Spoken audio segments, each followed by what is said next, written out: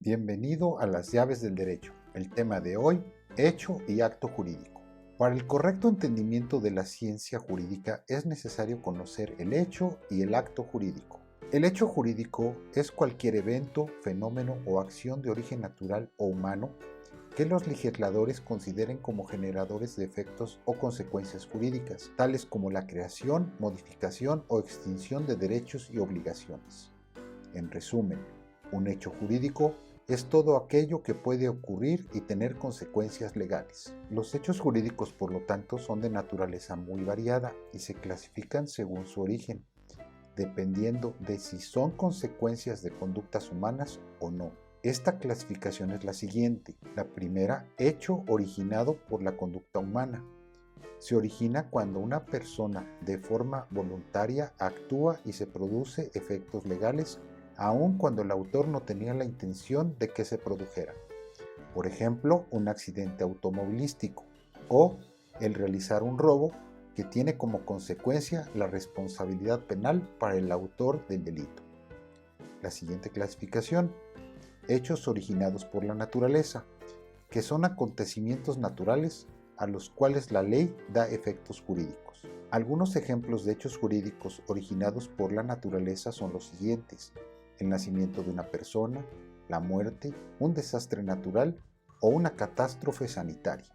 El acto jurídico, que también es un hecho jurídico, pero siempre impregnados de voluntad, que tienen la intención de producir consecuencias jurídicas conforme al derecho, ya sea crear, modificar o extinguir derechos y obligaciones.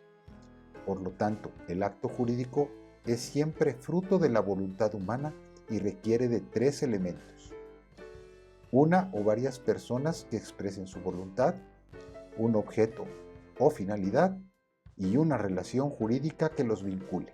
Los actos jurídicos se clasifican de acuerdo a diversos criterios, como los siguientes. El primero, según su tipo de acción, pueden ser positivos o negativos. Los positivos consisten en llevar a cabo o realizar un acto, por ejemplo, la realización de un trabajo. Y los negativos, que exigen de una omisión o abstinencia, por ejemplo, no acercarse a una persona que haya impuesto una medida cautelar de alejamiento. Siguiente clasificación, según la cantidad de partes involucradas, y estas pueden ser unilaterales o bilaterales. La primera, donde interviene la voluntad de una sola parte, por ejemplo, un testamento. Y la segunda, requiere del consentimiento de dos o más partes, por ejemplo, los contratos de compraventa. La tercera clasificación, según su relación con la ley, y pueden ser formales y no formales.